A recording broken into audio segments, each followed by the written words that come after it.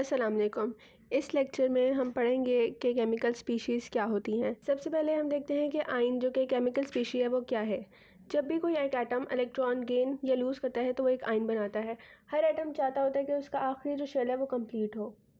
अब जो कुछ शेल हैं कि जैसा के शेल है, फर्स्ट शेल, इसमें 2 इलेक्ट्रॉन होने चाहिए। एल शेल, सेकेंड शेल में 8 इलेक्ट्रॉन्स होने चाहिए। एम शेल में 8 या 18 इलेक्ट्रॉन्स होने चाहिए। तो अब हर एटम की कोशिश होती है कि वो इस रूल को फॉलो करे और इतने नंबर ऑफ़ इलेक्ट्रॉन्स उसके आखिरी शेल में मौजूद हो। अब जो केटाइन्स होते हैं, जब एक एटम जो है वो इलेक्ट्रॉन लूज़ करता है तो वो केटाइन बनाता है। इसके बरक्स जब एक A9 जो है, यानी एक A9 वो होता है जब एक इलेक्ट्रॉन एक एटम गेन कर लेता है। इसके हम एग्जांपल अगर लें तो हमारे पास सोडियम एक मेटल है जिसमें 11 इलेक्ट्रॉन्स होते हैं। अब इसके के शेल में 2 इलेक्ट्रॉन्स होंगे, इसके एल शेल में 8 इलेक्ट्रॉन्स होंगे, इसके एम शेल में 1 इलेक्ट्रॉन होगा।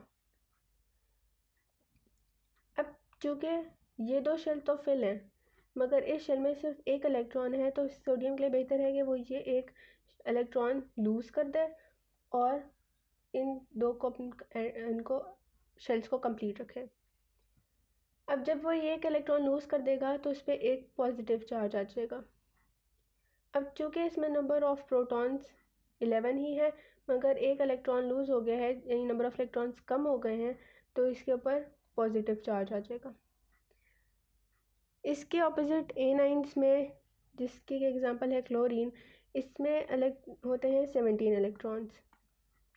के शेल में 2 इलेक्ट्रॉन्स, एल शेल में 8 इलेक्ट्रॉन्स, एम शेल में 7 इलेक्ट्रॉन्स। अब इसको चाहिए यहाँ पे सिर्फ एक मज़ीद इलेक्ट्रॉन एम शेल में। तो जब क्लोरीन एक इलेक्ट्रॉन गेन कर लेता है तो ये नेगेटिव आयन आता है, क्योंकि इस टाइम इसके नंबर ऑफ़ प्रोटॉन्स तो 17 ही है, मगर इसके नंबर ऑफ़ इलेक्ट्रॉन्स 18 हो जाते हैं। तो यानी यहाँ पे नंबर ऑफ़ प्रोटॉन जो है वो less than number of electron है, जिसकी वजह से इस पर नेगेटिव चार्ज हो जाता है। अब एटम और आयन में क्या फ़र्क है ये हम देखते हैं। एक एलिमेंट का जो स्मॉलेस्ट पार्टिकल है वो एटम कहलाता है, जिसकी इसके बजाय जो आयनिक कंपाउंड्स के अंदर स्मॉलेस्ट पार्टिकल है वो आयन कहलाता है।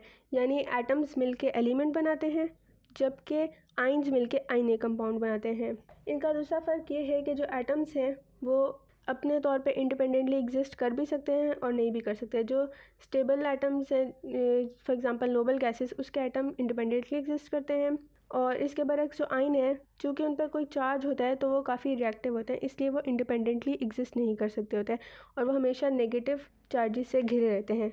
जिस तरह आयनिक कंपाउंड में नेटवर्क स्ट्रक्चर होता है, यानी फॉर एग्जांपल एक पॉजिटिव आयन, फिर एक नेगेटिव आयन, फिर एक पॉजिटिव आयन, फिर एक नेगेटिव आयन। इसी तरह ये एक मिलके आपस में स्ट्रक्चर बनाते हैं। तो एक पॉजिटिव आयन जो है वो नेगेटिव आयन से घिरा हुआ है और एक नेगेटिव आयन पॉजिटिव आयन से घिरा हुआ है। इसके अलावा अगर हम अब देखें, जो एटम है उसमें number of protons equals to number of electrons, इसलिए इसके ऊपर कोई चार्ज नहीं है, ये न्यूट्रल है। मगर एक आयन में क्योंकि इलेक्ट्रॉन लूज़ या गेन होता है तो उसमें नंबर ऑफ़ प्रोटॉन्स ज़्यादा भी हो सकते हैं नंबर ऑफ़ इलेक्ट्रॉन से, और नंबर ऑफ़ प्रोटॉन्स कम भी हो सकते हैं नंबर ऑफ़ इलेक्ट्रॉन से, डिपेंडिंग ऑन केस के इलेक्ट्रॉन लूज़ हो या गेन। तो इस तरह इस आयन के ऊपर कुछ चार्ज होता है। अब हम नेक्स्ट मॉलिक्यूलर आयन देखते हैं। जब एक मॉलिक्यूल जो है वो एक इलेक्ट्रॉन लूज़ या गेन करते हैं तो वो मॉलिक्यूलर आयन कहलाता है, और इस तरह उसके ऊपर नेगेटिव या पॉजिटिव चार्ज होता है। जब एक मॉलिक्यूल इलेक्ट्रॉन लूज़ कर देता है तो वो केटाइनिक मॉलिक्यूलर आयन कहलाता है, जबकि वो जब एक इलेक्ट्रॉन गेन कर लेता है तो वो एनाइनिक मॉलिक्यूलर आयन कहलाता है। इसके ऊपर पॉजिटिव चार्ज और इसके ऊपर नेगेटिव चार्ज आएगा। अब नेचर में मॉलिक्यूलर आइंस में केटाइनिक आइंस जो है वो ज़्यादा एबिडेंट है as compare to anionic molecular ions. इसके एक एग्जांपल देखें तो CH4 जो है वो मॉलिक्यूल है एक मीथेन का। अगर ये एक इलेक्ट्रॉन लूज़ कर देता है तो CH4 पॉजिटिव बनाता है। इसी तरह थायोसल्फाइड C2O3 -2 एनाइनिक मॉलिक्यूलर आयन की एग्जांपल है। एक इम्पॉर्टेंट चीज़ आप यहाँ नोट करें कि जो चार्ज होता है ये पूरे मॉलिक्यूल के ऊपर आता है, ना कि किसी एक एटम के ऊपर। अब हम देखते हैं मॉलिक्यूल और मॉलिक्यूलर आयन में क्या फ़र्क है। डिफरेंट मॉलिक्यूल्स पर मिल के एक कंपाउंड या एलिमेंट बनाते हैं और ये इंडिपेंडेंटली एग्जिस्ट कर सकते हैं। इसकी वजह यह है कि इनके ऊपर कोई चार्ज नहीं होता और ये न्यूट्रल होते हैं, इसलिए ये इतने रिएक्ट नहीं करते और ये इंडिपेंडेंटली एग्जिस्ट कर सकते हैं। इसकी ऑपोजिटली मॉलिक्यूलर आयन जो है वो तब बनता है जब एक मॉलिक्यूल इलेक्ट्रॉन लूज़ या गेन करता है। मॉलिक्यूल जो है वो हमेशा न्यूट्रल होते हैं क्योंकि इनके तमाम इलेक्ट्रॉन जो होते हैं वो पेयर्ड हो चुके होते हैं, तो ये मज़ीद रिएक्ट नहीं करते। जबकि मॉलिक्यूलर आयन चूँकि इलेक्ट्रॉन लूज़ या गेन करने के बाद बनता है तो उस पर नेगेटिव या पॉजिटिव चार्ज होता है। अब मॉलिक्यूल जो होता है वो डिफरेंट एटम्स के कम्बिनेशन से बनता है, मगर मॉलिक्यूल कैसे बनता है, जब एक मॉलिक्यूल इलेक्ट्रॉन लूज़ या गेन कर दे।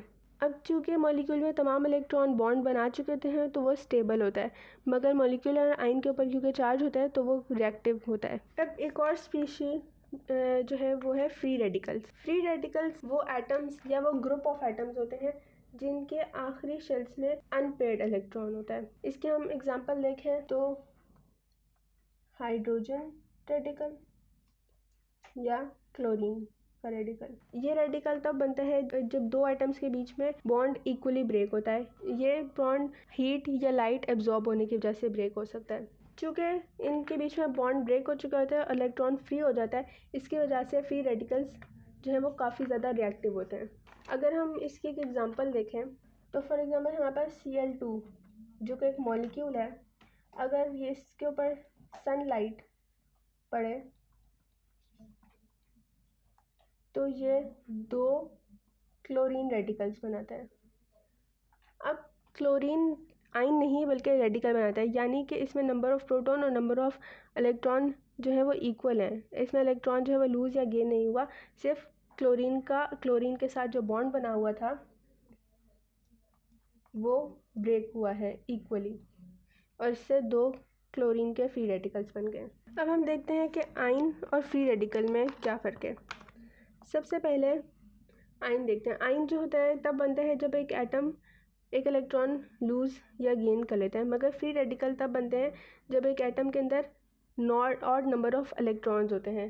फॉर एग्जांपल जैसे अभी हमने क्लोरीन की बात की तो क्लोरीन में 17 इलेक्ट्रॉन्स जो कि एक ऑड नंबर है, तो ये क्लोरीन का फ्री रेडिकल बनाते हैं। इसके अलावा आयन जो होते हैं वो मोस्टली या तो क्रिस्टल लैटिस में मौजूद होते हैं नेटवर्क स्ट्रक्चर के अंदर, या फिर ये सॉल्यूशंस के अंदर मौजूद होते हैं। मगर जो फ्री रेडिकल्स हैं वो सॉल्यूशन के अंदर भी हो सकते हैं और वो एयर में भी मौजूद हो सकते हैं। एक और फ़र्क इसमें यह है कि बनते कैसे हैं। आयन्स होते हैं उनकी फॉर्मेशन जो है वो लाइट के ऊपर या हीट के ऊपर डिपेंडेंट नहीं होती, वो इलेक्ट्रॉन लॉस या गेन पर डिपेंडेंट होती है। जिसके बरक्स जो फ्री रेडिकल्स हैं वो लाइट या हीट के एब्जॉर्ब होने की वजह से बनते हैं। इसमें एक और जो डिफरेंस है वो रिएक्टिविटी का है। जो आयन्स होते हैं वो फ्री रेडिकल से कम रिएक्टिव होते हैं, यानी फ्री रेडिकल्स आयन से ज़्यादा रिएक्टिव होते हैं। अब हम देखते हैं types of molecules. Types of molecules को हम दो तरह से डिवाइड कर सकते हैं, एक कि इस हिसाब से कि उसमें कितने नंबर ऑफ़ एटम्स हैं और एक हिसाब से कि उसमें किस तरह के एटम्स हैं। पहले हम देखते हैं नंबर ऑफ़ एटम्स के हिसाब से टाइप्स। मोनोटॉमिक मॉलिक्यूल्स वो वाले मॉलिक्यूल्स होते हैं जिसमें सिर्फ एक एटम होता है। इसकी एग्जांपल अगर हम लें तो वो नोबल गैसेस हो सकती हैं, जिस तरह हीलियम है या नियॉन है या आर्गॉन है। तो तमाम नोबल गैसेस जो है वो मोनो एटॉमिक फॉर्म में एग्जिस्ट करती हैं। अब जो दूसरी टाइप है वो है डायटॉमिक मॉलिक्यूल, जिसमें दो एटम्स होंगे। फॉर एग्जांपल ऑक्सीजन जिसमें दो ऑक्सीजन के एटम हैं, या फिर क्लोरीन गैस जिसमें Cl2 जिसमें दो क्लोरीन के एटम हैं। फिर ट्राइटॉमिक जैसे कि नाम से पता चल रहा है 3 एटम्स होंगे इस मॉलिक्यूल के अंदर और इसके एग्जांपल है H2O। अब हो सकता है कि 3 से ज़्यादा भी एटम्स हो, तो वो मॉलिक्यूल जिसमें 3 से ज़्यादा एटम्स होंगे वो पॉली एटॉमिक मॉलिक्यूल्स कहलाएंगे। और इसके एग्जांपल है CH4 मीथेन, यानी इसमें 5 नंबर ऑफ़ एटम्स हैं। नंबर ऑफ़ एटम्स से तो हमने देख लिया कि ये 4 टाइप्स हैं। अब हम देखते हैं टाइप्स ऑफ एटम के हिसाब से कितनी मॉलिक्यूल्स की टाइप्स हैं। अब दो टाइप्स हैं, होमोटॉमिक मॉलिक्यूल्स, हेट्रोटॉमिक मॉलिक्यूल्स। जब एक मॉलिक्यूल में सिर्फ एक ही टाइप के एटम्स होंगे तो वो होमोटॉमिक कहलाएगी। यहाँ से अगर एग्जांपल है तो जिस तरह ऑक्सीजन है, इसमें सिर्फ ऑक्सीजन है, यानी ऑक्सीजन एटम्स हैं, यानी एक ही तरह के एटम्स हैं। इसके बरक्स अगर हम देखें CH4 में CH4 में हाइड्रोजन और कार्बन दो तरह के एटम्स हैं, तो ये हेट्रो एटॉमिक मॉलिक्यूल्स कहलाएंगे। आज हमने इस लेक्चर में डिफरेंट केमिकल स्पीशीज़ देखी हैं। Thank you.